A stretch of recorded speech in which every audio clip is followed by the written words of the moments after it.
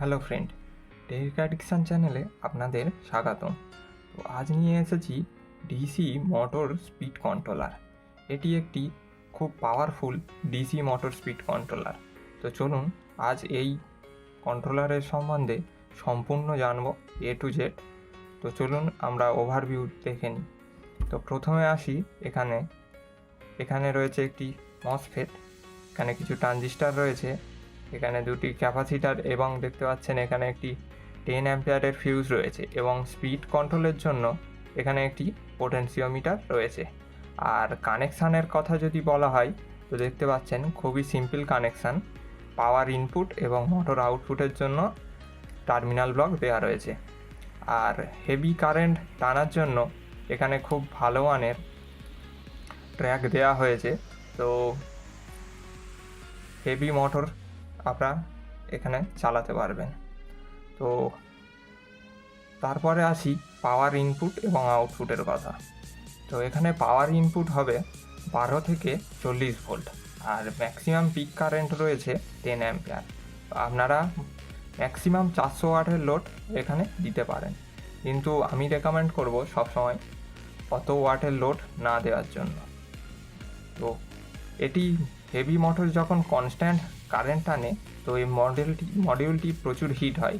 তো আপনারা যদি পারেন এই হিটসিংগুলো আপগ্রেড করতে পারেন, একটু হেভি হিটসিং লাগাতে পারেন।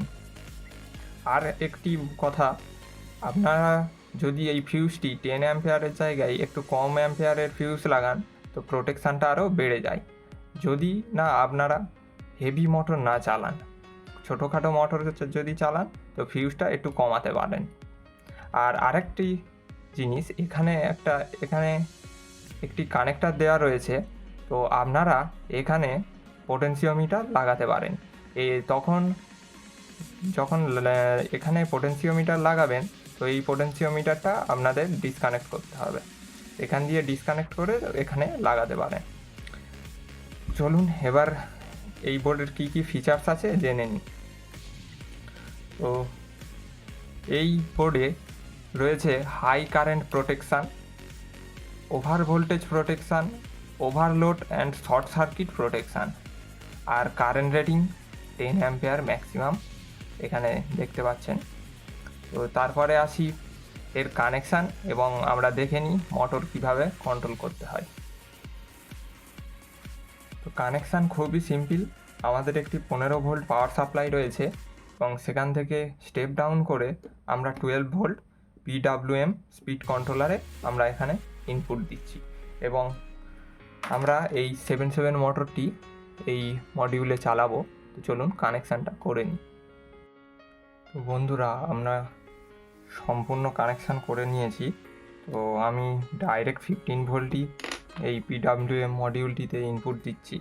তো আপনারা দেখে নিন, মাল্টিমিটার দিয়ে চেক করে নিন। 15.88 প্রায় 16 ভোল্টেজের কাছাকাছি সাপ্লাই দিয়েছি।